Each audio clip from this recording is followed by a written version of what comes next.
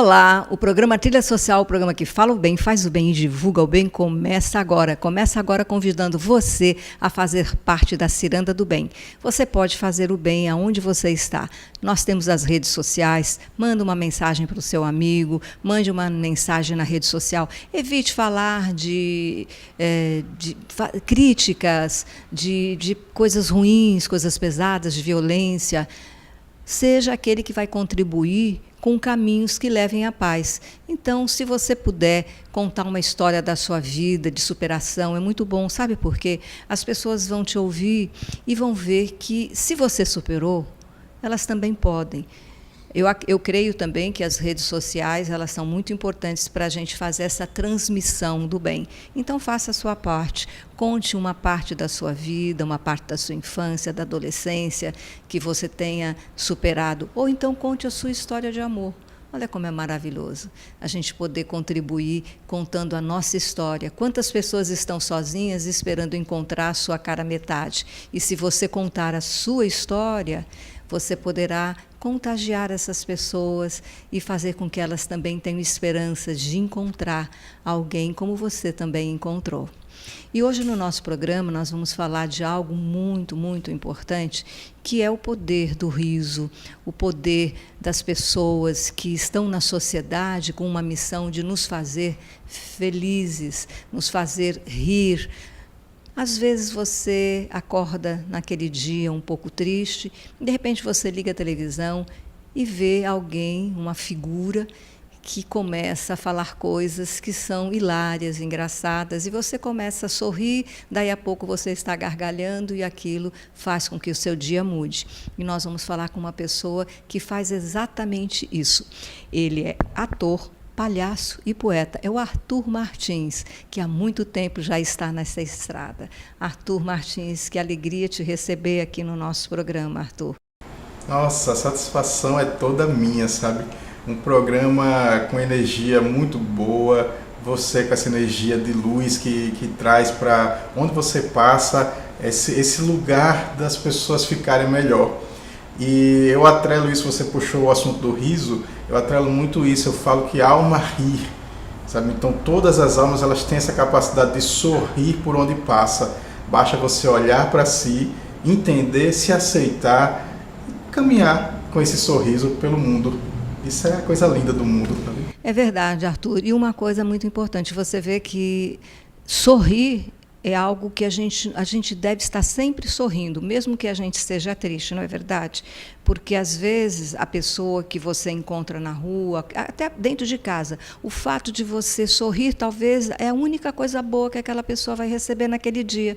Pois é, e também tem uma coisa que você se transforma nessa figura de propagar a energia boa, você se transforma nessa figura de diluir as energias tensas daquele ambiente, e também para a sua vida você fica com aquela questão de que eu posso rir em qualquer situação da minha existência.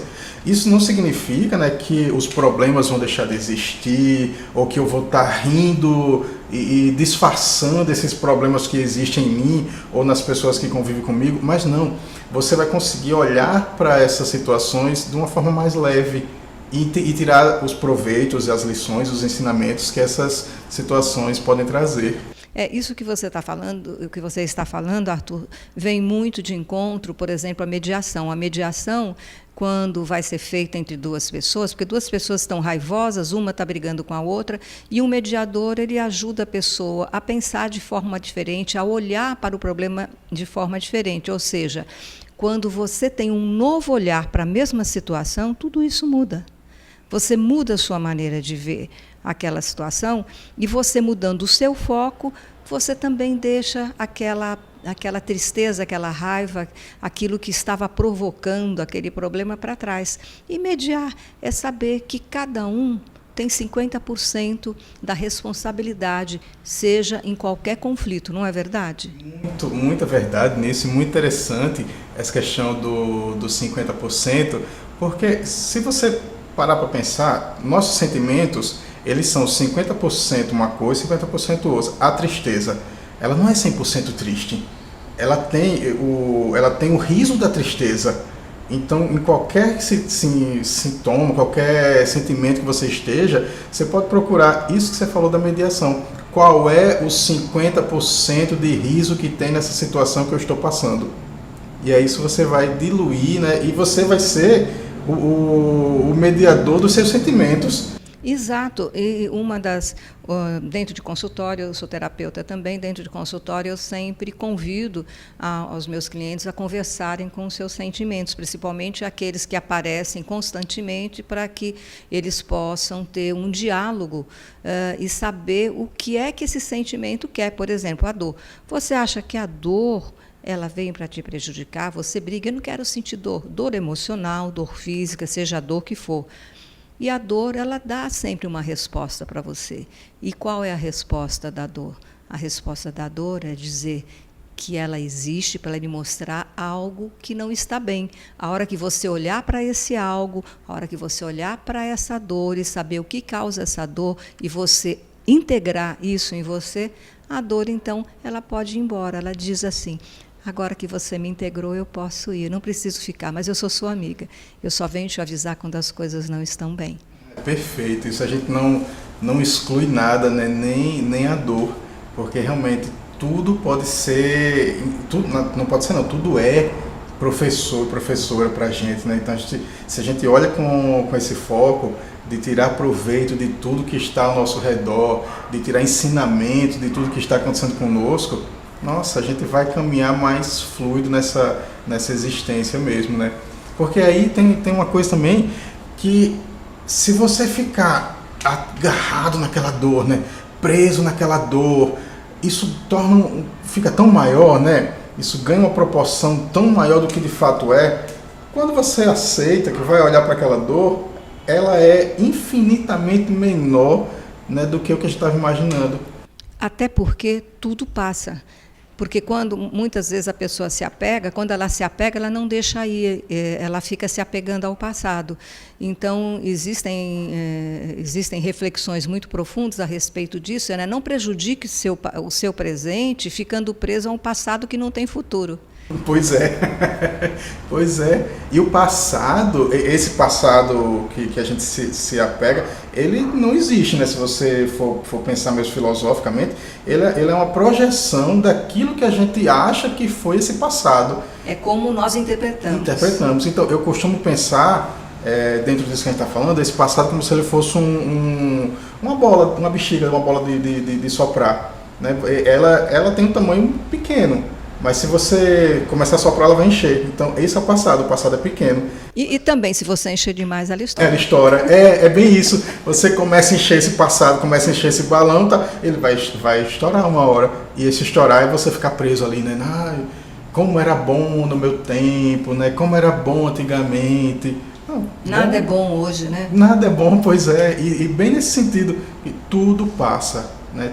Coisa boa passa, coisa ruim passa, tristeza passa, alegria passa, tudo passa. Mas o riso, ele tem que estar presente sempre em qualquer situação. Sem dúvida. Então você, como ator, palhaço e poeta, a gente já conhece, tem visto muitos trabalhos seus, mas essa sua escolha, né, com certeza tem a ver com a sua sensibilidade.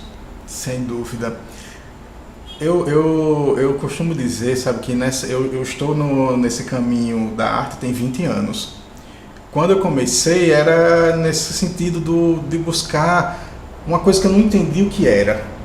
Aí caminhando, levando meus tropeços, né? Como palhaço, a gente fala que a gente leva nossas rasteiras, né? Então eu levei muita rasteira nos palcos para entender que esse caminho que eu vim para trazer é o caminho da missão, é a minha missão, sabe? A minha missão é levar o riso para onde eu for.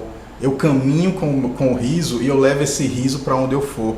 Essa é a minha missão. E eu aceitei isso justamente nesse lugar de perceber a minha sensibilidade, não negar essa sensibilidade que eu tenho, que veio comigo para essa existência, e aceitar que se eu estou com essa sensibilidade, se eu estou nesse caminho artístico, não é só para mim, é para outra pessoa que está do meu lado, porque essa pessoa já vai levar para outra pessoa que está perto dela, e isso começa a ganhar uma proporção que nem eu sei onde isso vai parar. Isso só e simplesmente com um riso que surge em mim.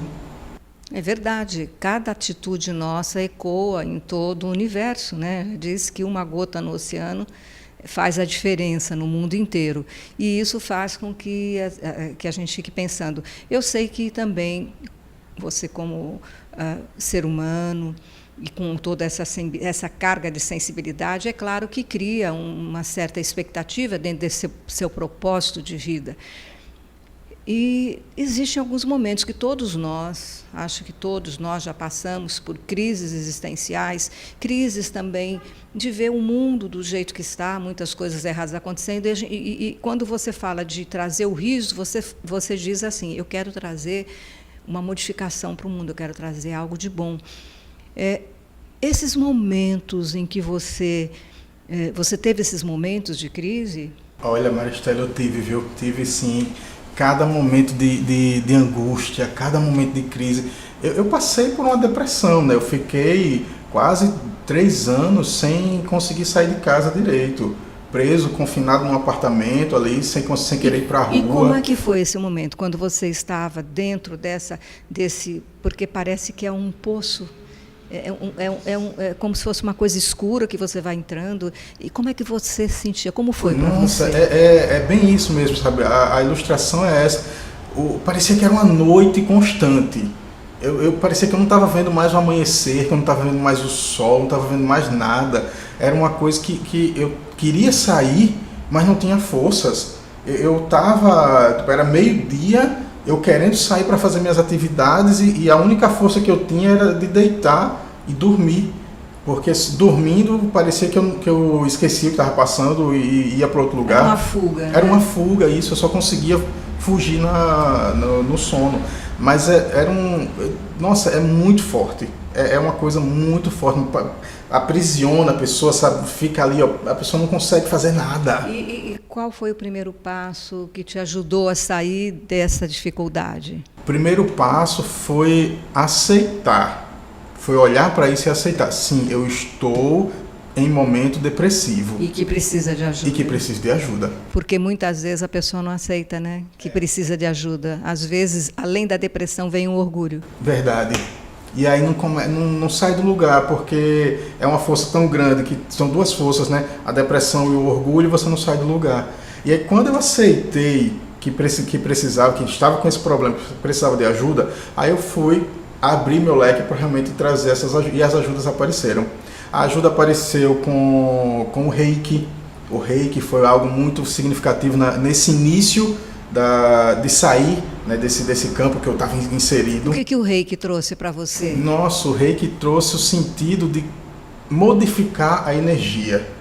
O Reiki trouxe o sentido também do poder de eu me conectar com a energia superior, onde eu quisesse, da forma que eu quisesse, sem precisar de dogmas estabelecidos por instituições diversas. Isso foi o poder que o Reiki me trouxe, sabe? Foi o primeiro passo. Foi o primeiro passo. E também outra coisa boa que o Reiki me trouxe, que a cura está em mim. A cura vem do outro, mas a cura está em mim também. Ele abriu uma porta para a consciência. Você ampliou sua consciência para aquilo que já estava na sua frente. Isso, porque aí, se a cura está em mim, o problema também está em mim. Então, o problema não é do outro. O problema é meu, a cura é minha.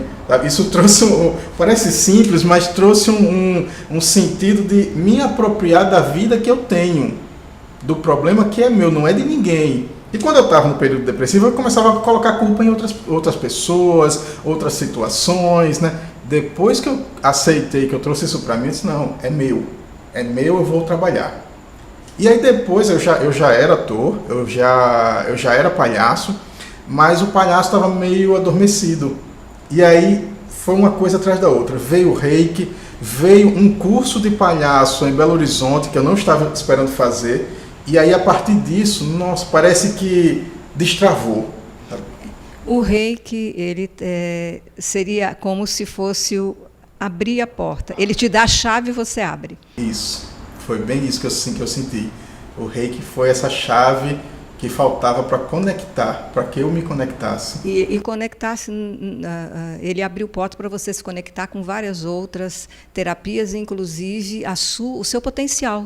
Você se conectou com o seu potencial. Sem dúvida.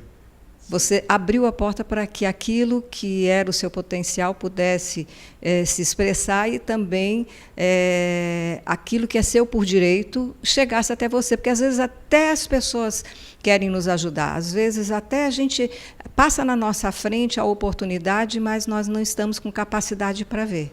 Sem dúvida. A gente passa por esses momentos que não quer aceitar, né? Não quer pegar esse poder para si, né? Que cada um tem o seu poder individual, divino, e não quer aceitar. E aí nessa caminhada, quando eu aceitei, a partir do Reiki, eu aceitei qual era esse poder, que é esse poder do palhaço. Ai, nossa, o palhaço foi uma coisa linda. Eu digo em todos os lugares que eu vou, o palhaço me salvou de mim. Como foi que isso aconteceu? O palhaço me salvou porque ele me colocou no eixo. É tão contraditório isso, que o palhaço ele é o ser mais solto que existe, né? Ele é o ser que está aí para subverter a lógica, mas foi essa subversão que me colocou no eixo. Porque o palhaço que eu trabalho, o palhaço que eu estudo, é esse palhaço mais humanizado, é esse palhaço que ele aceita o erro, ele aceita o não, ele aceita que os problemas cheguem, porque ele transforma. Para o palhaço que eu estudo, para o Bruguelo, o erro não é um problema. O erro vem e vai, ele existe, eu olho para o erro, eu digo, oi erro, tudo bem? Agora vamos brincar com esse erro. E eu transformo esse erro em outra coisa. Para que ele faça parte da solução. Para que faça parte da solução.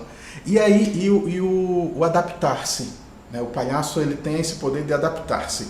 Se você conversar com um palhaço ou tiver falar qualquer coisa, eu preciso agora de um engenheiro astrônomo para trabalhar na NASA. Você é engenheiro astrônomo? O palhaço vai olhar, sim, eu sou engenheiro astrônomo, vamos lá. No caminho ele vai se adaptando, entendeu? E ele vai criando. A criatividade é muito importante também, né? E essa criatividade que vem dessa sensibilidade. Isso. E aí tudo isso que o palhaço traz, o poder da improvisação, sabe? O poder de estar aqui e agora, presente, olhando todos os fatos que acontecem, sem passado, sem futuro, sabe? Para o palhaço só existe o agora. O palhaço é o ser do acontecimento. É tudo que acontece quando o encontro está com ele. É do momento presente. Do momento presente. E aí tudo isso começou a reverberar na minha vida. Porque eu fazia tanto palhaço, fazia tanto que uma hora isso começou a reverberar. Eu disse, espera aí, gente. Eu estou trabalhando uma coisa, eu estou falando de uma coisa e a minha vida como está? Aí o palhaço me ajudou a olhar para mim. E aí eu fui olhar para a minha vida e fui trazer essas lições do adaptar-se, da aceitação, do presente, né, de improvisar nos caminhos. Eu fui trazer do aceitar o erro, do não ser menor do que o erro quer que você seja. Eu comecei a trazer isso tudo para a minha vida. E aí as coisas começaram a se diluir, aí o sol começou a brilhar novamente. E é simbólico, porque eu falei que quando eu estava no momento depressivo, parece que tudo era uma noite, né? E no raiar do dia, a gente ouve os pássaros, né? E é muito simbólico que no dia que eu percebi que eu estava bem desse momento depressivo, foi quando eu voltei a ouvir o som dos pássaros de uma árvore perto da casa que eu morava. Que coisa linda, você vê que você nem estava mais prestando atenção. E uma coisa importante é que nesse período ele te deu uma argamassa, né?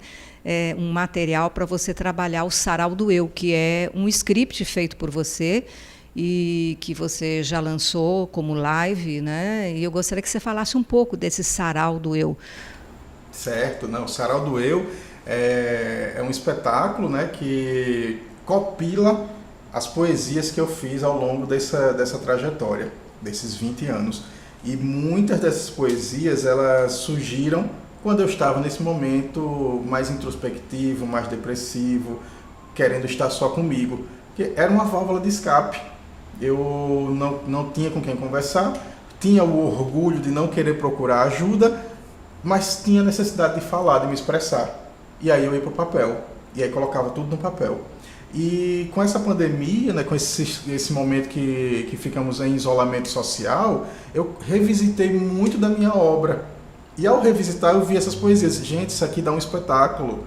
Só é juntar aqui, organizar direito, isso dá um espetáculo. E foi aí que surgiu o Sarau do Eu, que tem essa proposta de ser sarau, porque são poesias que estão sendo declamadas, interpretadas, e do eu faço essa brincadeira mesmo, porque quando eu escrevi era uma coisa que estava doendo de fato, e agora eu consigo olhar para isso e dizer, não, isso já doeu, e doeu porque é meu, né? Tipo, fui eu que fiz, fui eu que escrevi, e fala dessa trajetória, que também isso a poesia tem esse poder de não ser só do autor, né? Ela consegue ser de todo que conseguir ler essa poesia, e muita gente se identifica, assim, nossa, eu também estou nessas palavras. Então, o Sarau do Eu, você compartilhou algo que você viveu de uma forma poética e as pessoas que, no seu compartilhar, que puderam ver, puderam se identificar e entender que elas também podem, né, de alguma forma, sair disso. E como é importante você expressar. Eu acho que a expressão, a comunicação, comunicar o que está dentro de cada um tem uma necessidade muito grande, seja ou na alegria, na tristeza, na angústia, numa perda, seja lá no que for. Todos nós sentimos uma dor, nós queremos comunicar. Nós queremos expressar. Quando você não expressa, é como diz, né? Você engole. Fica dentro de você, engole o choro, ninguém pode saber que você sofre. Depois, quando você faz as pazes com você mesmo, então aí você pode expressar sua dor, sua angústia, tudo com mais leveza. Sim. E o palhaço, ele tem, dentro da sua profissão, o palhaço ele tem justamente esse papel, como você falou, no momento presente, o que estiver acontecendo, você consegue fazer essa transformação. Sem dúvida. É bem isso mesmo, sabe? Essa força da transformação. Essa palavra é impressionante porque tanto no palhaço como nos trabalhos de ator, eu sinto essa transformação, principalmente em mim, né? E nas pessoas que vêm conversar comigo depois de um espetáculo. É a transformação, e a gente costuma levar esse nome de transformação para algo muito grande, sabe? Transformação é um asteroide cair no planeta Terra e tudo mudar. Gente, uma transformação é uma coisa tão pequena. É um passinho de cada vez. Um passinho de cada vez, é isso mesmo. É uma respiração certa naquele momento. É olhar algo de uma outra forma. Estar presente. Estar presente. Quando você fala do palhaço que ele trabalha o momento presente, é isso, porque ele está presente, então ele está atento, então a criatividade ela está toda voltada para aquele momento. Sem dúvida. Você não está ali pensando no amanhã, na conta que vai pagar, no supermercado que vai fazer, porque aí também, às vezes até dá para pegar esse gancho, se por acaso aparecer, e pode sair ainda algo para você rir. Porque aí, como palhaço, a gente vai rir de tudo que acontecer, né? Se você pensar na conta da energia, você vai trazer a conta de energia para aquele momento que você está vivendo ali, né? É verdade. E você está com um novo espetáculo, que é um espetáculo de autobiografia da vida alheia. Veja, é muito interessante. Me fale um pouquinho desse novo espetáculo. O Autobiografia da Vida Alheia é um grande sonho de espetáculo com o palhaço Bruguelo. E é esse lugar de olhar, sabe, alheia. Eu faço essa brincadeira, eu adoro brincar com as palavras, né? Então eu faço essa brincadeira da vida alheia, que é a vida da outra pessoa, mas essa vida alheia, essa vida errante, né? Essa vida, não estou nem aí para nada. E aí isso tudo com o olhar do palhaço, né? Como o palhaço olha para a vida da outra pessoa, como o palhaço recebe para si as informações dessas pequenas fofoquinhas que acontecem no dia a dia, né? E até a gente estava conversando aqui em off, que acho que grande parte, né, de tudo que acontece hoje, das informações, começaram antes, quando não tinha televisão, não tinha nada, era fofoca, né? Era fofoca, era o grande meio propagador de notícias de um centro, né, onde tinha pessoas. Mas hoje em dia ainda continua, né? Dentro dos ambientes de trabalho, na vida, em família, às vezes uma pessoa inventa. Quando a gente fala de fofoca, a gente fala da fofoca que tem aquela fofoca que fala do bem, né? Mas tem aquela fofoca que tenta denigrir, prejudicar as pessoas. Né? Uma coisa que não é verdadeira. Isso. Aí o Autobiografia da Vida Alheia vem para não vou dizer para transformar, para mudar, porque não é esse Mas meu papel. repensar, né? Pelo menos Repensar. você prestar atenção quando você... Porque muitas vezes uma pessoa vem, conta um fato para você, e você replica aquele fato para outra pessoa, e às vezes nem é, porque aquela pessoa interpretou daquela forma. Sim. Pode nem ter sido. E com isso você... E quando você conta, você também vai contar interpretando da sua forma, e assim vai. Sim. E aí vira essa... Né? Aí, fofoca. Fofoca ruim, né? Não é passar ruim. Informação. E é isso. Aí o Autobiografia da Vida Alheia, ele está no momento da construção. Né? Tá muito gostoso, porque eu estou escrevendo, estou observando as coisas, escrevendo, colocando tudo no A hora script. da criatividade, né? De colocar no papel é uma parte muito gostosa. Nossa, né? Muito, muito bom. Não tem uma previsão para a estreia, mas que eu estou trabalhando justamente com muita calma, sabe? Com muito cuidado, porque como o Bruguelo me salvou, eu quero dar esse afago para o Bruguelo. É claro. Ele vai ter um presente, ele tem um espetáculo só, ele já tem um espetáculo só dele, né? Que eu já apresentei. Eu tenho um espetáculo do Bruguelo que é o De Tarde é Tarde, onde o Bruguelo ele realiza o sonho de ser um apresentador de um talk show. Brincando, sabe? Tudo ali tá na brincadeira. Mas aí o Autobiografia da Vida Alheia vai ser esse espetáculo mais cuidadinho, sabe? Com maior delicadeza, com maior E a gente está esperando esse trabalho para breve. E um outro trabalho também que você faz e que está também sendo um sucesso, que é, como você passou por várias terapias também, veio a calhar, chegou até você, tenho certeza absoluta disso, que é líder em yoga do riso. Só rindo para começar a falar desse tema, porque é uma coisa tão linda. Foi a forma perfeita que o universo encontrou de unir o meu lado artístico com o meu lado terapêutico. Sabe, eu sempre busquei como é que eu ia conseguir conciliar essas duas coisas, e agora apareceu. Você usou a palavra certa, apareceu. O universo mandou, eu estava disposto e com os olhos abertos e no presente para perceber esse presente que o universo me trouxe, que é o yoga do riso. Que, gente, é uma coisa tão boa. Porque o yoga do riso, a premissa dele é que você vai ser dono do seu próprio riso. Você não vai mais entregar esse riso ao acaso. E a gente tem esse costume, né? Eu só vou rir. Você vê alguém rindo, você pergunta logo, tá rindo de quê? No yoga do riso, não, você está rindo porque você existe. Você está rindo porque você é. Um riso é um riso sem motivo. É um riso que ele é genuíno, porque ele parte do seu interior e trabalha primeiro você, contagia você. Você medita na alegria. E a alegria é um sentimento que parece que não é muito cultivado hoje em dia, né? Tudo na TV, nas mídias sociais, para chamar atenção, tem que ser violência. A violência é mostrada com muita facilidade, mas as coisas boas, o riso, tanto é que quando as pessoas têm a oportunidade de assistir um programa que leva você a rir, a sorrir, a gargalhar, aquilo parece que a hora que você acaba de assistir, parece que tirou um peso das costas. E também nessa questão da sociedade, você pode perceber, tem uma frase muito comum, não sei se é comum no Brasil todo, mas é comum aqui onde eu moro, né, em Maceió, que é quando você vê alguém rindo demais, a pessoa fala, mais tarde vai ter uma raiva. Ri muito, vou ficar com raiva depois. Sabe? É justamente isso. A gente não tem o direito de rir.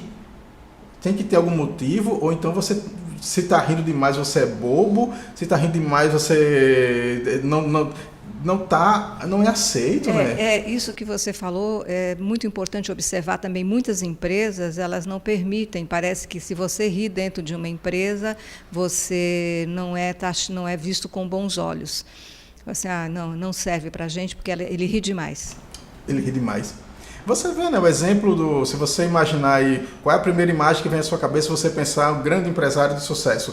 Aquelas coisas, mesa cheia de papel, reunião em cima de reunião, aquela cara sisuda, né?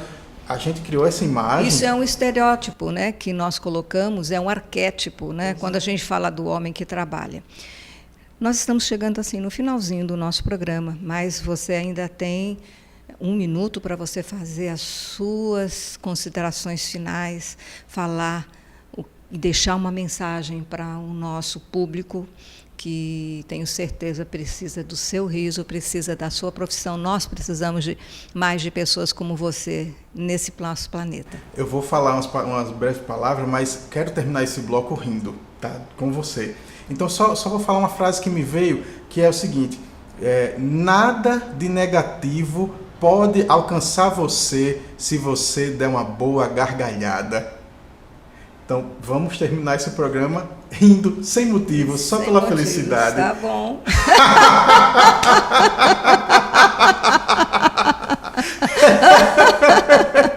Olha, e sorrindo assim, eu vou me despedindo de vocês. O programa Trilha Social, o programa que fala o bem, faz o bem e divulga o bem, volta semana que vem e eu estarei esperando vocês aqui, com muita alegria. Até lá!